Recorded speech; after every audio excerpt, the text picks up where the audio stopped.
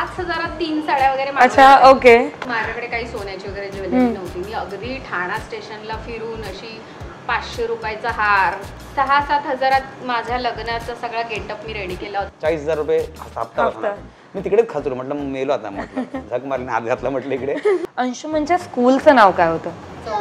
चौगुले. ओ, म्हणजे अन्वीला माहितीये, आईच्या आधी अन्वीने उत्तर दिलं तिकडनं. हे बघ, आपण खोटं बोलायचं ना प्लीज. काय तू लाजच काढतीयस.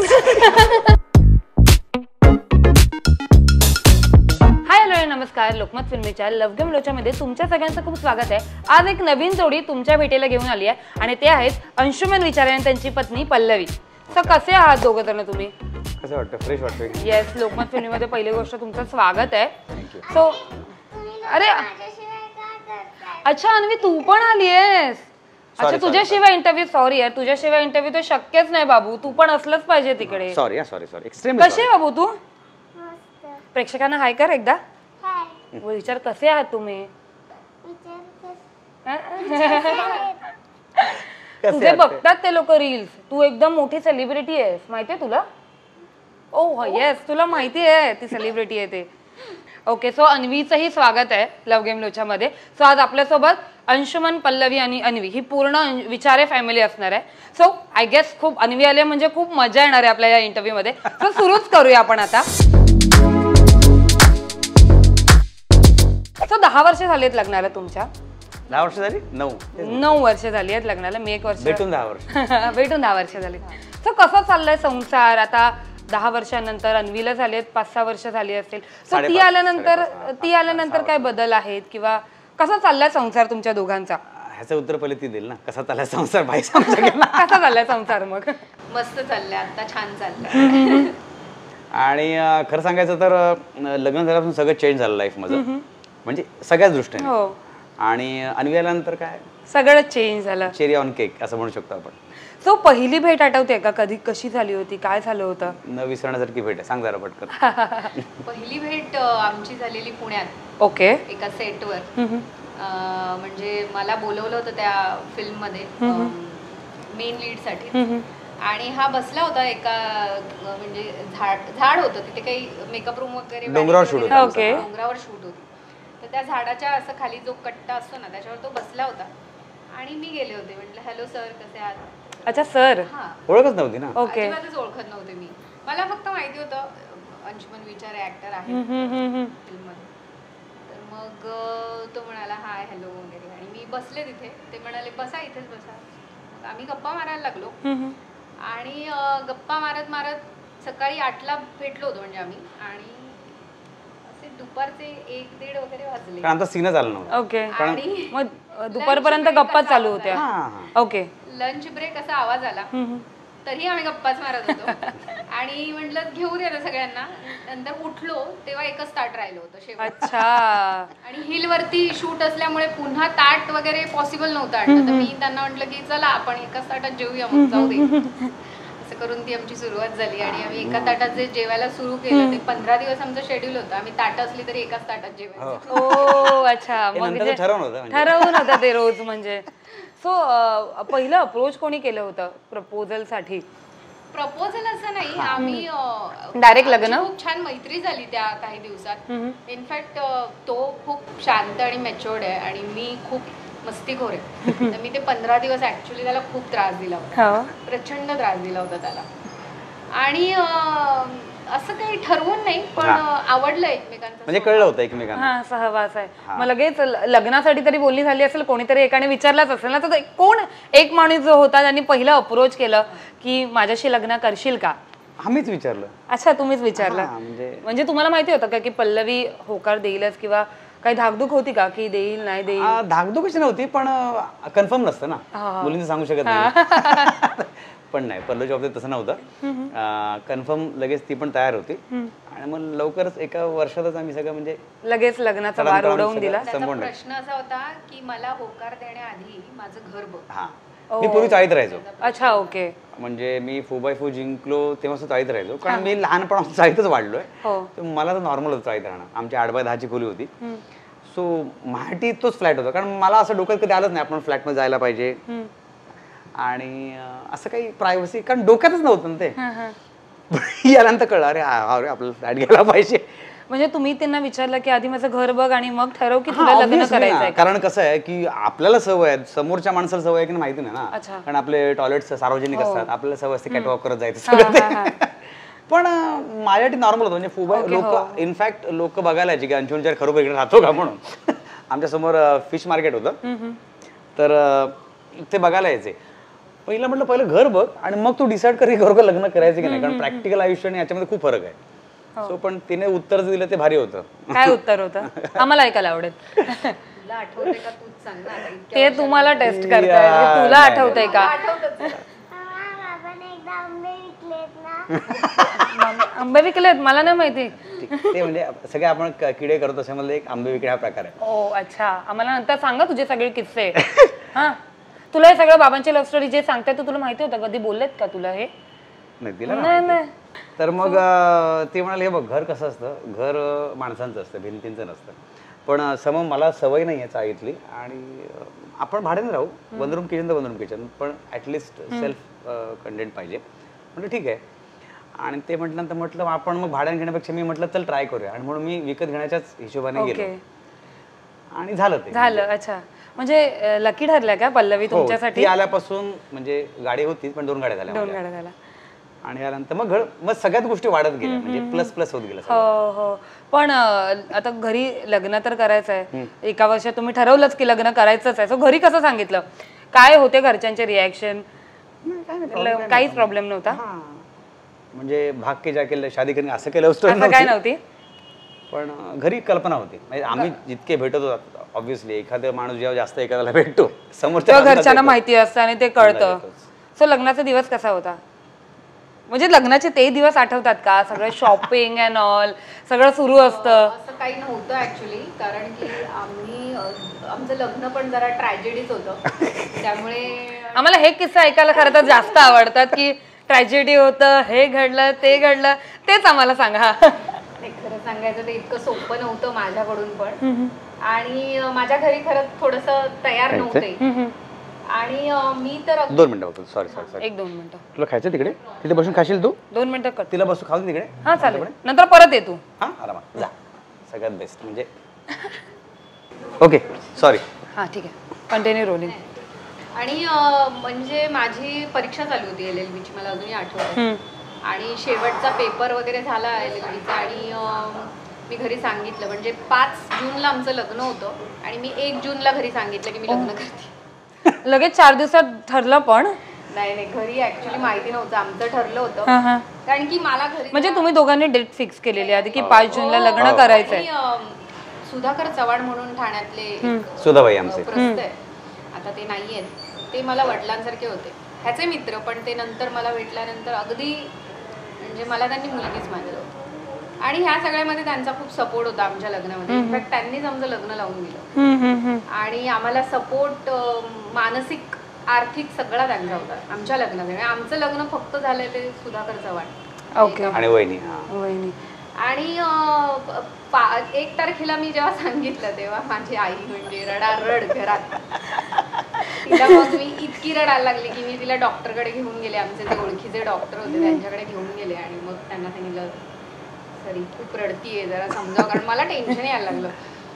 तर ते म्हणाले की तुम्हाला आता ऍडमिट करावं लागेल, इतकं तुमचं BP वगैरे लो झालंय. तर काय प्रॉब्लेम काय? तर तिचं म्हणजे मे बी मिक्स इमोशन्स होते की मुलगी आता जाईल, मग मी एकटी पडेल.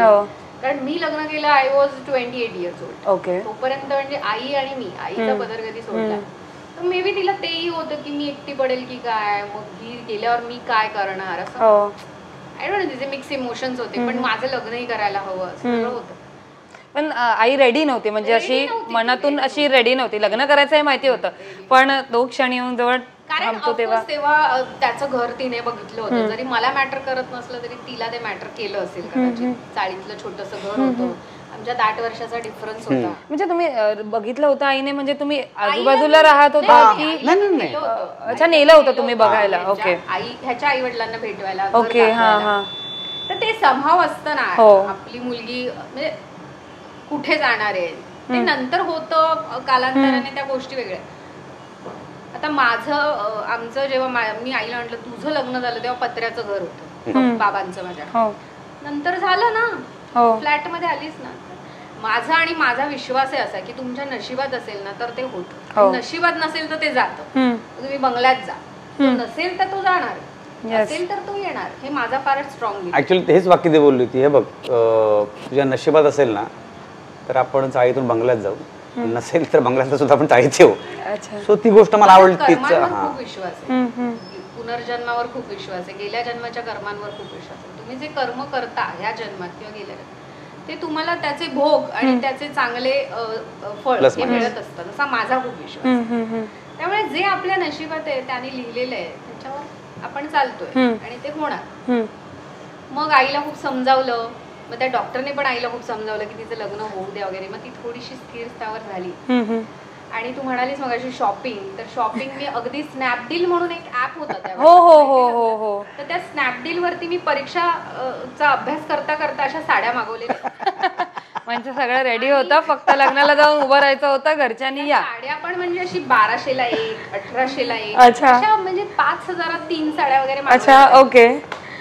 आणि ज्वेलरी म्हणशील तर माझ्याकडे काही सोन्याची वगैरे ज्वेलरी नव्हती. मी अगदी ठाणा स्टेशनला फिरून अशी 500 रुपयाचा हार, 200 रुपयाचे कानातले असे वगैरे 2-3 घेतले होते. हीच माझी तयारी लग्नाची. म्हणजे माझ्या 6-7 हजारात माझ्या लग्नाचा सगळा गेटअप मी रेडी केला होता. माझ्या लग्नाला हेअर ड्रेसर नव्हती, मेकअप नव्हता, स्वतःचा मेकअप होता. मी स्वतः मेकअप केला होता. माझी वहिनी होती, तिने माझे केस बांधले होते, गजरे लावले होते. साधं सिंपल आम्ही लग्न केलं होतं. कुठे लग्न केलं? भाईंच्याच बंगल्यावर आम्ही लग्न येऊरला. आणि त्यांनी ते सगळं, त्यांनीच सगळी लग्नाची तयारी वगैरे केली होती. म्हणजे व्यवस्थित एकदम डेकोरेशन करून सगळं. आई आली लग्नाला? मग आई बाबा आले, सगळे आले, पण ते असे म्हणतात ना असं पूर्णपणे तयार नव्हते, विरुद्धच थोडंस होतं. पण मग नंतर मग लग्न झाल्यानंतर मग कधी तयार झाले? कधी त्यांनी असं पूर्णपणे एक्सेप्ट केलं अंशुमनला की काही किती वर्ष लागले, किती काळ गेला त्याला? एवढं नाही, थोडा वेळ. इतना बदनाम नाही. तुम्हाला काही पापड बेलावे लागले का त्यासाठी की सासू सासऱ्यांना पटवायचंय, मन जिंकायचं, असं काही? त्याने खरं असं काही केलं नाही. तो नॅचरलीच असा छानच आहे, त्यामुळे ते आहेच. मला म्हणजे माणूस तुम्ही आतून बाहेरून स्वच्छ असलं पाहिजे असं माझं मत. म्हणजे एक आपण म्हणतो ना की तो बदलला, तो बदलत नसतो कधी, तो मुळात तोच असतो, फक्त त्यावेळेला रंग दाखवतो ओरिजिनल. सो मला असं वाटतं की तुम्ही चांगले राहा, समोरचं जग चांगलं असतं. सो लग्नाचा दिवस कसा सुरू झाला? मला तेच करायचं आठवाय की रेडी होणं पासून, एकमेकांना बघण्यापासून, भेटण्यापासून काय होतं ते, आणि तुमची पाठवणी पासून. खूप डिफिकल्ट होतं ते 2 दिवस, खूप डिफिकल्ट होते ऍक्च्युली. म्हणजे हळद वगैरे प्रॉपर झाली? हो, प्रॉपर सगळं मोठं. मग लग्नाचा दिवस काय होता? दिवस काय होता म्हणण्यापेक्षा हिला प्रेशर होतं थोडंसं, मी बघितलं ते. आणि मी प्रेशर या करता की आता शेवटी घरातून जाणार, पण तिला असं वाटलं की आता गेल्यानंतर आता बाकीचं घरचं कसं काय बघा ना. म्हटलं काळजी करू नको, ते घर तुझं नाही, हे घर आपल्या दोघांचं, दोन्ही घर आहे, ते मी हा विचार तू करू नकोस. आणि मला असं वाटतं की लग्न ही जबाबदारी आहे आणि ऍडजस्टमेंट आहे. ओके. सो ती करत करत आम्ही दोघांनी आतापर्यंत छान चाललंय सगळं. लग्नानंतर मग तुम्ही एकत्र फॅमिलीमध्ये राहत होता की दोघं जण राहत होता? मग तुला ऍडजस्टमेंट करायला काही म्हणजे काय म्हणतात, ऍडजस्टमेंट करण्यासाठी काय, मुली एकदा सासरी गेल्यानंतर खूप जास्त ऍडजस्टमेंट करावी लागते. तू धाकधूक होती का की सासरी जायचंय, मला ऍडजस्टमेंट करायचे, असंच वागावं लागेल, तसंच वागावं लागेल, असं काही होतं का? धाकधूक नव्हती, कारण ह्याच्या घरी फक्त आई बाबा होते आणि मला पण आई बरोबर राहायची सवय होती, त्यामुळे असं काही मला धाकधूक नव्हती. कारण घरात पण बरेच चेंजेस होतात मुलींच्या आयुष्यात जेव्हा लग्न होतं तेव्हा. प्रचंड चेंजेस होतात. म्हणजे असं नाही की सासू सासरे असतील तरच, नवरा असेल तुमच्या घरात तरी तुमच्या आयुष्यात चेंजेस होतातच होतात. मग तुम्ही म्हणालात मगाशी मला सांगत होता तुम्ही तेव्हा जॉब करत होतात राईट, लग्न झाल्यानंतर? नाही, मी जॉब नव्हते करत. अच्छा, जॉब नव्हते करत, नंतर प्रॅक्टिस स्टार्ट केली. अच्छा, हा, तुम्ही ऍडव्होकेटची प्रॅक्टिस स्टार्ट केली होती. मग ते अभ्यास आणि संसार आणि ते प्रॅक्टिसिंग सगळं सांभाळण्यात काही तारांबळ झाली होती का? नाही, तशी काही तारांबळ नाही झाली, कारण सासू घरी असायची, त्यामुळे मला काही असं प्रेशर नव्हतं की घरी जाऊन कामं करायची. आणि मी पण मदत करायचो ना. हा, मी बघितलंय. आणि तो खूपच हेल्पिंग आहे. हो, त्याच्यामुळे म्हणजे मला मी कायम म्हणते की म्हणतो ना आपण एक फेज असतो की खूप स्ट्रगल असतो आणि एक फेज असतो आयुष्याचा की खूप आराम असतो. तसं माझा लग्न आधीचा फेज जो होता तो कम्प्लीट स्ट्रगल होता. म्हणजे अगदी 3-3.5 वर्षाचे असल्यापासून कम्प्लीट स्ट्रगल होता. आणि लग्न झाल्यानंतर म्हणजे अंशू इज लाईक म्हणजे त्याच्यामध्ये मी बाबा पण भेटला मला, माझा भाऊ भेटला, माझा नवरा भेटला, सगळं भेटलं. आणि इतका प्रोटेक्टिव्ह आणि मला इतकं पॅम्पर आयुष्यात कुणीही केलं नव्हतं जितकं त्याने आयुष्यात मला पॅम्पर केलंय. कॉम्प्लिमेंट काय म्हणाल? खूप नाही लकी चार्म म्हणून तुमच्या आयुष्यात आल्यात पल्लवी? हो, लकी चार्म तर आहेच, कारण ड्रास्टिक 360 डिग्री चेंज झालं आयुष्य. कसं असतं की आयुष्यात तुम्ही प्रत्येक जण मेहनत करत असतो आणि चांगल्यासाठीच मेहनत करत असतो. प्रत्येकाला वाटतं आपल्याला प्रगती करायची, आपलं हे मिळवायचं ते मिळवायचं. पण समहाव माझं नेहमी असं मत आहे की तुमच्या आयुष्यात लक फॅक्टर फार महत्त्वाचा आहे. म्हणजे आपण मेहनत खूप करतो पण लक नसेल ना तर आपल्या तोंडाजवळ घास येऊन निघून जातो.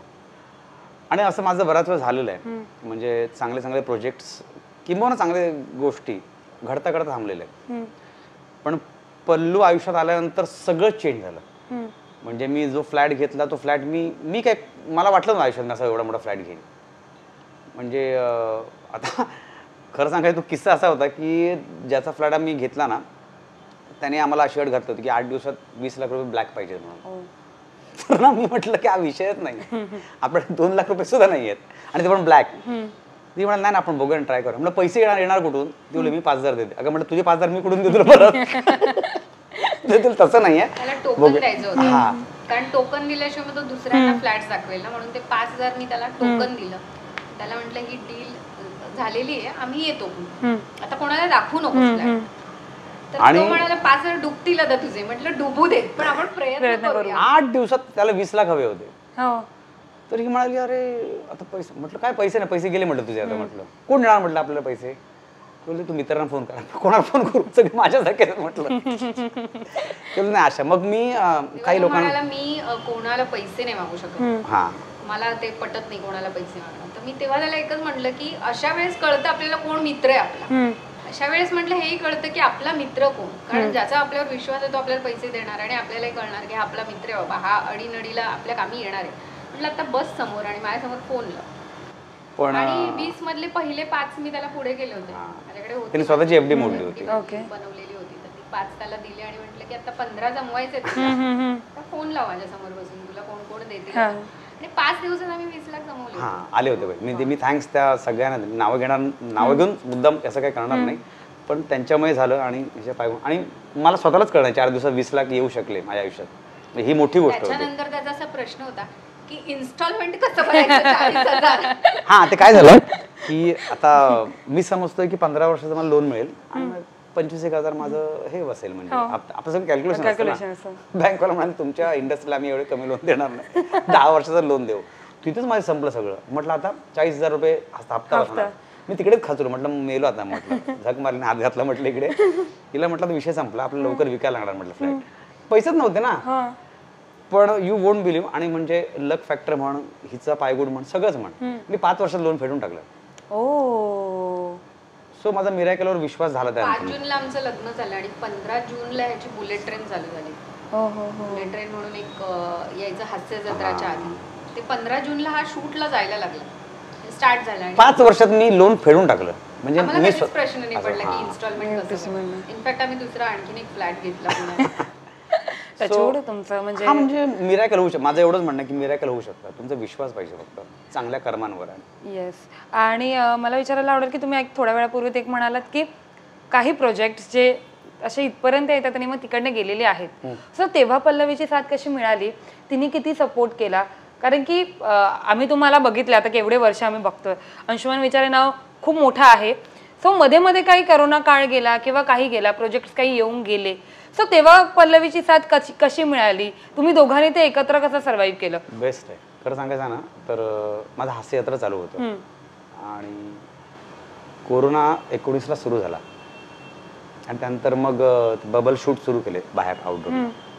तेव्हा जस्ट 1 वर्ष 1-1.5 वर्षाची होती ना, 2 वर्षाची. आणि खरं सांगायचं मी मेंटली कंटाळलो होतो. माझा प्रॉब्लेम असा आहे की मी एक गोष्ट एका पीकला नेल्यानंतर मी थांबवतो. कारण मला असं वाटतं क्रिएशन नवीन काय होत नाही आणि चांगली गोष्ट करण्यासाठी थांबावं लागतं. ह्या मताचा मी आहे. त्यामुळे मी प्रत्येक प्रोजेक्ट एका लेवल नंतर थांबवून नवीन प्रोजेक्ट केलेले. हिला म्हटलं मला कंटाळा आला तेच करून, कारण मी सुरुवातीला कॉमेडी एक्सप्रेस केलं, मग 4x4 केलं, मग कॉमेडीची बुलेट ट्रेन केलं, हास्यात्रा केलं, सगळं चालू होतं.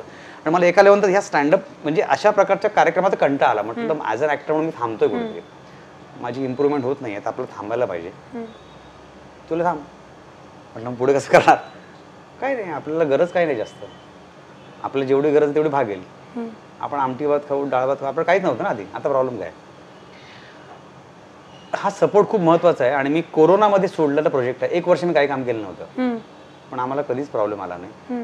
तिचा सपोर्ट एवढा होता ना की मला असं वाटतं, असा तुम्हाला सपोर्ट असेल ना तर आयुष्यात तुम्ही कुठेही उडी मारू शकता. सो तिचं असं म्हणणं आहे की आपल्याला काहीच नव्हतं ना, मग घाबरायचं कशाला, खालीच येणार ना आपण, एवढंच काय, तेवढंच आहे त्याच्यामध्ये. ह्या सपोर्टमुळे मी आत्तापर्यंत सॉलिड आहे. मुळात तिचा आवडत स्वभाव मला काय माहिती आहे, तिला कुठल्याच गोष्टी नसते हे पाहिजे ते असं नाही, ती खूप समाधानी असते. ती 5 रुपयात सुद्धा समाधान असते आणि 5 लाखमध्ये 5 करोडमध्ये समाधानी असते. तिचं आयुष्य ठरलेलं आहे, सेटल आहे ते, आणि ते खूप मेंटल एकदम, मीच जास्त उधळ आहे. आणि म्हणजे तुम्ही त्यांना सांभाळून घेत असता वेळोवेळी? हां, काय असं अति होत असेल तर पाय खेचता? नाही त्याला काय करायचं ते मी करून पडल्यानंतर सांगते. पडल्यानंतर सांगते. सो 9 वर्ष झाली आहेत, लग्न 10 वर्ष होतील आता लग्नाला तुमच्या. सो एक पार्टनर ते पेरेंट्सचा प्रवास कसा आहे, कसा सुरू आहे? कारण की पार्टनरपासून सुरू झाला, एक मुलगी आहे तुमच्या आयुष्यात, गोड आहे खूप, आम्ही आताच पाहिलं. सो तो एक पेरेंट्सपर्यंतचा प्रवास कसा सुरू झाला, आणि जेव्हा ऑफकोर्स प्रेग्नन्सी आणि मग तिचे बाळणपण काढणं, सो ते सगळं कसं होतं? तीच सांगेल. ते डिफिकल्टच असतं, प्रत्येक बाईसाठी खूप डिफिकल्ट. कारण की एक प्रेग्नन्सीचा काळ असतो ज्यावेळी नवऱ्याची साथ म्हणजे खूप इम्पॉर्टंट असते, आणि त्यात ह्यांचं क्षेत्र म्हणायला गेलं तर 12-12 तास शिफ्ट आणि सगळं. सो ते कसं आयुष्यभरची साथ मिळाली तुम्हाला, की वेळोवेळी? साथ त्याचीच होती खरं तर, कारण तेव्हा सासूबाई पण नव्हत्या माझ्या, आणि सासऱ्यांना थोडंसं ते विसरायचे वगैरे, थोडे मानसिक प्रॉब्लेम पण होते, त्यामुळे त्यांचं पण इतकं हेल्प नव्हती. माझ्या नंदेची खूप हेल्प होती, पण माझ्या बहिणीची, तिने भरपूर त्या काळात सासऱ्यांना बघितलं, म्हणजे मला पण थोडं मेंटल एक सपोर्ट असतो तो तिचाच होता. आणि अंशू ॲक्च्युली त्यावेळेस खूप बिझी असायचा शूटिंगमध्ये, खूप जास्त बिझी होता, त्यामुळे खरं तर असा एकटेपणा, कारण प्रेग्नन्सीमध्ये ना तुम्हाला बाकी कोणी नसलं तरी चालतं, तुमचा नवरा पाहिजे. त्यावेळेस त्याचा थोडासा कमी पडला सपोर्ट, कारण तो नसायचा, तो कामात बिझी होता, त्यामुळे माझ्यासाठी खूप डिफिकल्ट फेज होता तो. कारण आता ना पूर्वी ना आपण जॉईंट फॅमिलीत म्हणतो ना जे राहायचो, खरं त्या सगळ्या गोष्टींसाठी खूप चांगलं होतं, प्रत्येक गोष्टीचे पॉझिटिव्ह आणि निगेटिव्ह पॉईंट्स आहेत. पण ह्या फेजमध्ये ना जॉईंट फॅमिली आणि माणसं असणं खूप गरजेचं असतं, ते तेव्हाच कळतं. एकटेपणामुळे न्यूक्लिअर फॅमिलीमध्ये खूप प्रॉब्लेम होतो. तुम्ही मिस केलं आई वडील, सासू सासरे? हा, म्हणजे ऑफकोर्स असं वाटायचं की घरात माणसं हवी, घर खायला उठतं. मला तर माणसं लागतात घरात, घर खायला उठतं आम्हाला. आम्हाला माणसांची खूप आवड आहे, म्हणजे सगळ्यात जास्त. अन्वी झाल्यानंतर पण खूप डिफिकल्ट गेलं, एक तर मेड्स मिळणं इतकं टास्क आहे, चांगली मेड मिळणं. अन्वी नंतर तर किती मेड्स आमच्या आल्या गेल्या, पण ठीक आहे, सगळं गेलं, तरुण निघाला, आता ठीक आहे सगळं. सो आपण आता लव्ह स्टोरी तुमची तर कळलेलीच आहे, पण आता काही गेम्स खेळूयात. सो काही प्रश्न मी तुमच्या दोघांना विचारणार आहे, की ते तुमच्या एकमेकांबद्दलच असतील, ठीक आहे? काही प्रश्न आहेत. सो आन्सर इन 5 सेकंड असं गेमचं नाव आहे. प्रश्न पहिला आहे अंशुमनला, पल्लवीला सर्वात जास्त कोणत्या गोष्टीची भीती वाटते? आम्ही बाहेर गेलो ना, फ्लाईटमध्ये असलो की फ्लाईट लवकर खाली होते आणि लँड होते, मी बाहेर बघितलं तर ती खूप हे असते. अच्छा, फ्लाईटची भीती वाटते इन शॉर्ट. म्हणजे मी बाहेर असताना फ्लाईट. अच्छा, तुम्ही बाहेर असताना, घरी असताना. ओके. पल्लवी, अंशुमनच्या स्कूलचं नाव काय होतं? चौगुले. ओ, म्हणजे अन्वीला माहिती आहे, आईच्या आधी अन्वीने उत्तर दिलं तिकडनं, चौगुले. ती खाते. अंशूला तू कशी चिडवतेस शाळेच्या नावावरून? हे लास्ट आहे. ओके, ती लास्टला सगळं करणार आहे, खाऊन झालं की.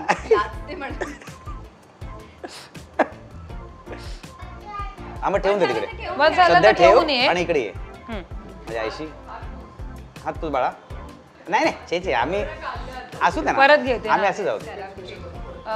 पहिल्यापासून आहे, स्कूलच्या नावापासून. ए लाईव्ह मजा येते. स्कूल पासून घेऊया. ओके. नंतर किंजॉर्ज. चौगुले पुढे काय? हिला सगळी उत्तरं माहिती आहेत. चौगुले हायस्कूल. आणि चौगुले बाबू काय? चौगुले हायस्कूल बाबू. आणि तू काय बोलतेस तुम्हाला? गाणं काय ठेवलंस ते बाबाच्या हायस्कूलचं? हे सांग ना एकदा, आम्हाला पण करून दाखव ना. सांग ना. Please, तिला please, सांग please. ना. सांग अरे ना. मी न्यू आहे ना, मला करून दाखव तिला ना. सांग ना. अरे किती लाजते ती. ती मला चिडवते. चिडव बाबाला एकदा. असं समज की आम्ही ते कोणीच नाही कोण नाही? तसं नाही. तो शाळेचं नाव कसं बोल? शाळेचं नाव घेऊन प्लीज ना. अरे यार लाजते. Okay next. अंशुमन, पल्लवीच्या 3 सिरियल्सची नावं. लक्ष. बापरे. लक्ष तर कन्फर्म माहिती आहे. दुसरं एक आई आणि तिसरी पल्लवी. लक्षामध्ये मी एपिसोडिक केले माझ्या सिरियल्सची नावं. आई आणि ते नाही रे गेले 5 सेकंड. जाऊ दे. असं घेऊन गेले. तूच सांग पल्लवी आता. मी काटार होते कोणाला पहिली सिरियल केलेली, नंतर कुकुचकू केलेली, नंतर आई म्हणून एक सिरियल केलेली. मी सिरियल बघत नाही त्यामुळे मला माहिती माहित नाही. हे ते कारण दिलेलं आहे अंशुमनने की मी सिरियल बघत नाही त्यामुळे मला मी माहिती. खरंच नाही बघत पण. सो अंशुमन सॉरी पल्लवी, अंशुमनच्या पहिला जो मूवी केला अंशुमनने त्याचं नाव आणि पहिलं जर नाटक केलं त्याचं नाव. वाकडी तिकडी. ते पहिलं नाही बाळा. बरं ठीक आहे. अच्छा ऍटलीस्ट तिला माहिती तिच्यासाठी आहे पहिलं वाकडी तिकडी. अच्छा बाबाचं तू पहिलं नाटक वाकडी तिकडी बघितलं होतं. हा. ओ. आणि नंतर राजू बन गया झटकी. चला प्रमोशन झाला. प्रमोशन झालेलं आहे. पल्लवी पहिला पिक्चर. मिसळ. पहिला पिक्चर नाही. मी ऍक्च्युली मराठी कधी बघतच नव्हतं त्यामुळे मला माहिती. तुम्हीच सांगा. श्वास. श्वास. आणि नाटक. नाटक पहिलं टूर टूर. ओके आता लक्षात ठेवणार. बाबाचं नाटक पहिलं काय होतं आणि पहिला सिनेमा श्वास. बाबू आता तुला 2 प्रश्न आहेत. तुला प्रश्न आहे मम्मी पप्पांबद्दल की मम्मीचं फेवरेट गाणं कोणतं आहे? माझं फेवरेट गाणं नाविका. बाबाने एकदा म्हणून दाखव ना. म्हणून दाखव ना. एकदा म्हणून दाखव ना आम्हाला प्लीज. तिकडे कॅमेरा जोरात. डवलाने हाक जरा आज नावरी, आषाढाचे दिस गेले श्रावणाचा मास सरी, भादवा आल्या माझा राव खुरा मंदी बोलू मी गेला, बाबा घेते रे माझे मला नाही त्याला ठाबरे नाविका. तिने सगळं गाणं एक कडवं बोलून दाखवलेलं आहे. मम्मीचं फेवरेट सॉन्ग आहे हे. ते तू करतेस ना की फॉरेनची मुलगी हे जर गाणं असेल तर ती कसं म्हणेल ते म्हणून दाखव ना. नाविका हे गाणं. नाविका रे फॉरेन फॉरेनची मुलगी. नवीन आहे थोडंसं. हा बाबू म्हणून दाखव. नाविका रे फॉरेन. फॉरेनची मुलगी कसा म्हणणार? नाही नाही नाही फक्त नाविका रे वारावाय रे. Please please. अरे नाही ओके ठीक आहे. नाही नाही नाही ओरडली आहे ती. नाही ओके. बाबांचं फेवरेट गाणं. बाबाचं फेवरेट गाणं आपकी आंखों में. बोल एकदा. बोल. आपकी आंखों में कुछ बहके हुए से राज है, आपसे भी खूबसूरत आपके अंदाज है, आपकी आंखों में कुछ. म्हणजे हे बाबा आता मला तर असं वाटतं की ही बाबांचीच मुलगी आहे. Daddy's girl. जे तुम्ही मगाच असं मला सांगताय की मम्माच गर्ल आहे मम्माच गर्ल आहे, आता मला असं वाटतं की डॅडीज गर्ल आहे. तुम्ही डायरेक्ट टीम चेंज केली ना बाबू. तुला बाबा आवडतात की मम्मी आवडते जास्त? अच्छा मम्मी आहे. बाबाला वाईट वाटेल ना मग. बाबा जरासा आवडतो. अच्छा जरासाच आवडतो. मम्मा जास्त आवडते तुला. ओके ठीक आहे. आपण नेक्स्ट गेम खेळूया जो तुझ्या बरोबर आहे. ओके मी तुला विचारणार तुझा फेवरेट कोण आहे हे तू उत्तर द्यायचं. ते हे दे ना.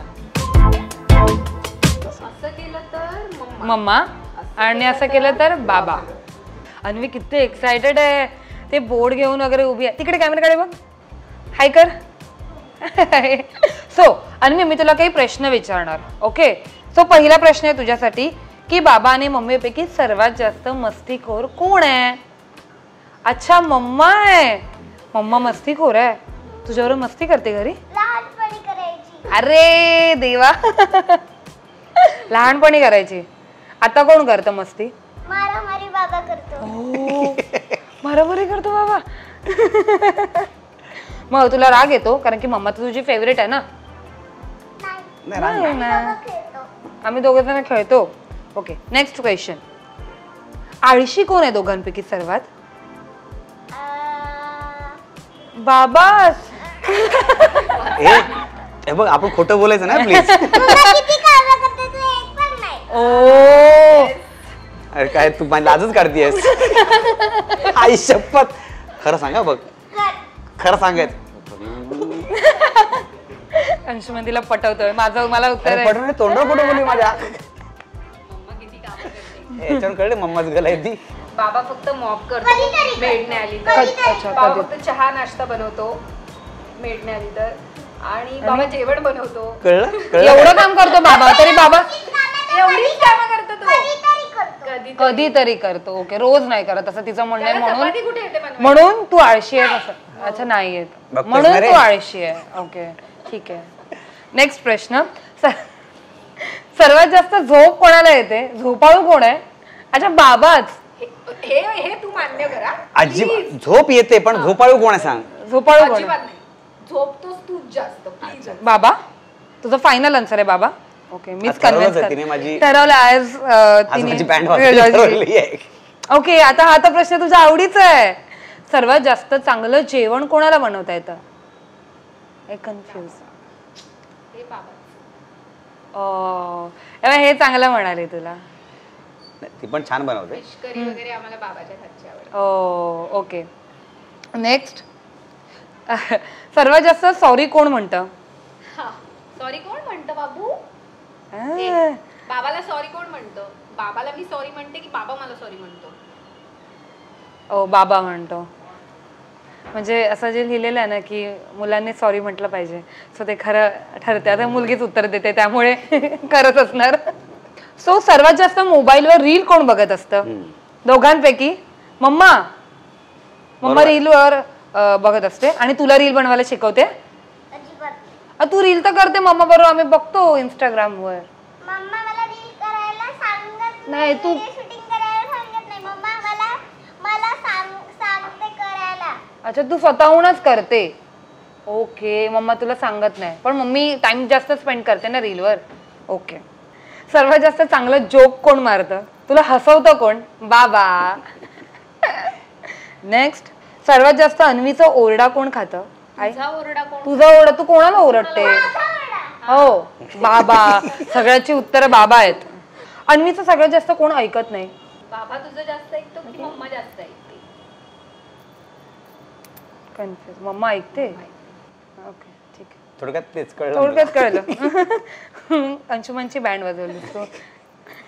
लास्ट प्रश्न. सर्वात जास्त अन्वी कोणाला त्रास देते? बाबाला. सगळ्या वाईट गोष्टी तिने बाबाकडे आणून ठेवल्या. सगळ्यात चांगल्या गोष्टी तिने मम्माकडे नेऊन ठेवल्या. म्हणून तिची मम्मा फेवरेट आहे. ती डिप्लोमॅट तिला माहिती आहे समोर लोकांसमोर काय काय बोलायचं. बोलायचं. नाही या लोकांचं पण असं नाही. घरी पण तेच असतं. So, झालं. ठीक आहे. क्लॅप कर मम्मा पप्पासाठी. ये. सो हा गेम अन्वीने बाबांकडे नेऊन ठेवलाय बट तिच्या मते दोघंही जिंकलेले आहेत. सो नेक्स्ट सेगमेंट कडे वळूया ज्याचं नाव आहे लोचा.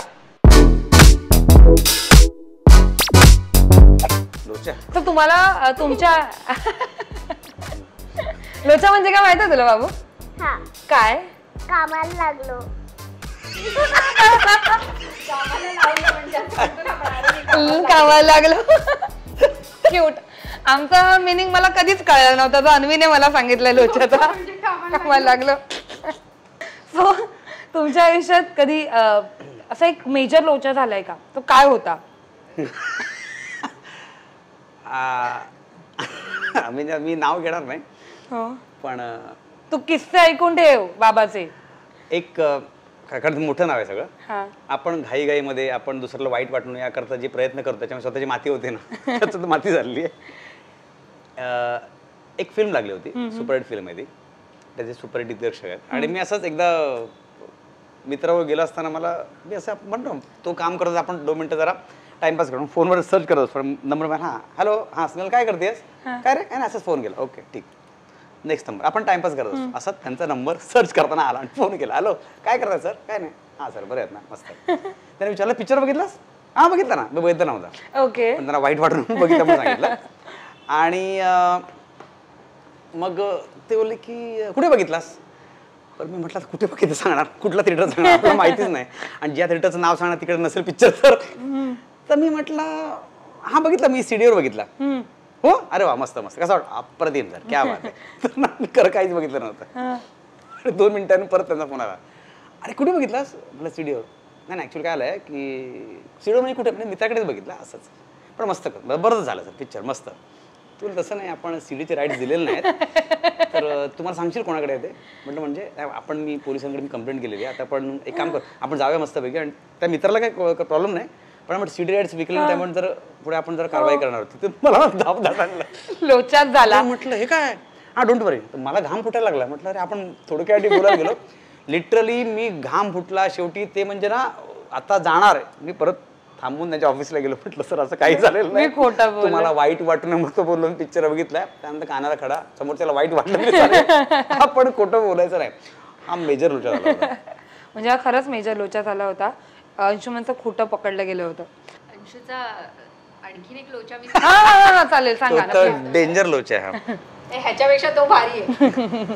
जसं तुला मगाशी सांगितलं आम्ही अंशू चाळीत राहायचो त्यामुळे त्याला फ्लॅट सिस्टमची सवय नव्हती. आणि घर घेतल्यानंतर आम्ही नंतर वर्षाने लग्न केलं. तर घरी तो एकटाच होता, आई बाबा गावी गेलेले आणि जस्ट महिना पण नव्हता झाला घर घेऊन. बरं बाजूचे दोन्ही फ्लॅट बंद होते, टाळे होते दोन्ही फ्लॅटला. एकच फ्लॅट होता फ्लोअरवरती जो आमचा. आणि रात्री 12ला याचा फोन आला, मी आलो शूटिंग वरून वगैरे. म्हटलं ठीक आहे, म्हटलं आवर सगळं आणि मला फोन कर, कॉल बॅक कर. 1:30 वाजला, 2 वाजला, म्हटलं एवढा वेळ आला कॉल बॅक करायला. मी एकदम टेन्शनमध्ये. तर 2 सव्वा 2ला याचा फोन आला आणि फुल एकदम रडकुंडीला. म्हटलं काय झालं, काय करत होतस तू इतका वेळ. मी टेन्शनमध्ये आले. म्हटलं इतका वेळ तुला फोन कॉल बॅक करायला लागला. तर तो फुल एकदम टेन्शनमध्ये आणि म्हणाला काही नाही, दार बंद झालं होतं आणि मी आता ते कसं तरी उघडले वगैरे. आणि नंतर त्याचा तू किस्सा आता तूच सांग तुझं काय झालं होतं ते. काय झालं आपल्याला सवय नसते ना आणि फ्लॅटचा दरवाजा फटकन हवेमुळे बंद होतं. आणि मी शूटिंगहून आलो तिथं 4 मिनिट झालं होतं आणि मी कपडे वडे काढले. म्हटलं कचरा काढून नंतर आंघोळीला जाव्या. आणि मी शॉर्टवर होतो आणि मी कचरा काढला आणि बाहेर डबा ठेवायला गेलो. लॉक झाला. आजूबाजूला कोणी राहत नाही आणि मी आपल्या अंडरवेअर होतो.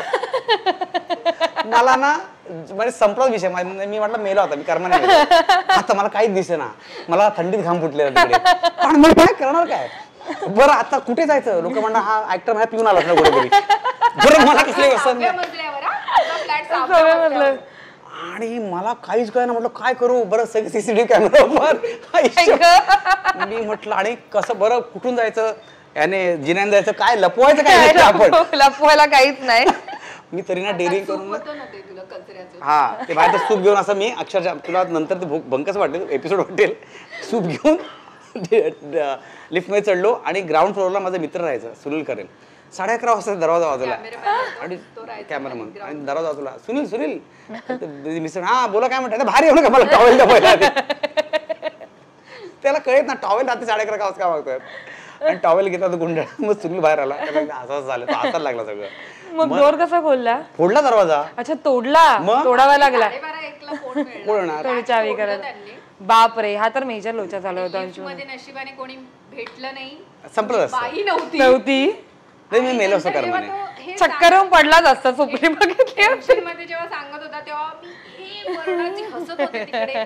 माझी आई उठली रडून, काय सांगितलं ती हसायला लागली. तो मला तिथून ओरडत होता तू काय हसतीये तिथे, माझी हालत खराब झाली. म्हटलं काय नाही तो फोन ठेव आता, मी कंट्रोल नाही करू शकत. त्यानंतर मी फक्त म्हणजे घराच्या बाहेर पाऊल ठेवायचं चावी आहे की नाही बघतो. कानाला खडा. सवय ना आपल्या चाळीमध्ये दरवाजे उघडे असायचे. दरवाजे उघडे असायचे. सो लॅच लागला. अन्वी सो मला एक गोष्ट सांग. घरात जेव्हा तू जो काल रील बनवलेलास ना झाडूवाला बाबा झाडू मारतायत ओके सो त्याच्यामुळे तू असं असं करतेस ओके सो घरात पप्पा काम करतात की नाही करतात की फक्त मम्मीलाच काम करायला लागतं. खरं बोला सोनू. बाबा जास्त काम करतो. आहे का. म्हणजे 2 वेगवेगळे स्टेटमेंट आहेत. आई मग अशी तू म्हणालीस की आई जास्त काम करते आता तू म्हणते बाबा झाडू लादी असं सगळं जास्त काम करतो. अच्छा, झाडू लादीचं काम जास्त पप्पा करतो, मम्मी नाही करत. मग सगळं पंचनामा आहे इज्जतीचा. इज्जतीचा पंचनामा आहे. हे एडिट करूया. ओके. तर बाबू घरात बॉस कोण आहे, मम्मी आहे की डॅडू आहे? मम्मी आहे. यू आर द बॉस ना, तू म्हणतेस तसं आमच्या दोघांना करावं लागतं. सो यू आर द नाही बरोबर बोलते, बरोबर करेक्ट. येस मम्मी बॉस आहे. Yes yes. Oh boss lady आहे मम्मी. सो जेव्हा मम्मी पप्पांचं भांडण होतं, तो भांडण होत असेल ना मम्मी पप्पांचं, सो तू कोणाची बाजू घेतेस? तू कोणाला सांगते शांत बस, आता भांडू नका म्हणून? मम्मीला सांगते. बाजू कोणाची घेते? बाजू कोणाची घेते? मम्मीचीच बाजू घेते. आणि शांत बसा मला सांगते, तू गप्पा बस. तू गप्पा बस. तर जास्त प्रेम कोणावर आहे, मम्मी की डॅडीवर? दोघांवर आहे. I know that. अच्छा, मम्मी, सगळं मम्मी. त्याचं कारण मी सांगते तुला, सगळं मम्मी. कारण की म्हणतो ना आपण एखाद्यावर जास्त विश्वास असतो, त्याला किती आपण नाही म्हटलं किंवा माझं तुझ्यावर प्रेम नाही म्हटलं तरी तो आपल्यावरच प्रेम करणार आहे. तसा तिचा सगळ्यात जास्त विश्वास त्याच्यावर आहे. त्याला मी किती ग्रांटेड घेतलं तरी, आणि मला जर का काही थोडं 19-20 झालं तर मी रागवू शकते. बट जरा जरी आवाज जर अंशुमनचा चढला तर अन्वी येते का की बाबा गप्प बस? अंशूचा आवाज अन्वीवर कधी? अन्वीवर नाही, तुमच्यावर. जर काही असं जोरात मोठ्या असं होतं ना, मोठ्या आवाजाने जर आपण म्हणतो, मुलं पटकन येतात की तू बोलायचं नाही मम्माला काय, असं आवाज चढला तर माझाच चढतो, बाकी कोणाचं नाही चढत. थोडक्यात कळलं ना काय वातावरण? कळलं.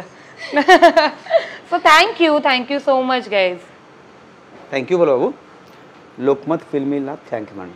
लोकमत फिल्मीला थँक्यू. तू आमचं चॅनल बोल. आमचं चॅनल सबस्क्राईब करा. आमचा चॅनल सबस्क्राईब करा. लव गेम लोचाच्या ह्या एपिसोडला लाईक करा, कमेंट करा. लव गेम लोचा. लव गेम लोचा नवीन लोचा च्या या एपिसोडला या एपिसोडला लाईक करा, कमेंट करा कमेंट करा आणि शेअर पण करा. अरे वा, पुढचं तीच बोलली. आणि शेअर ते पण करा. आमचा एपिसोड कसा वाटला नक्की कळवा. हा, आमचा एपिसोड कसा वाटला हे पण आम्हाला कळवा. आमचा एपिसोड कसा वाटला नक्की ते पण कळवा. आता बाय कर. बाय.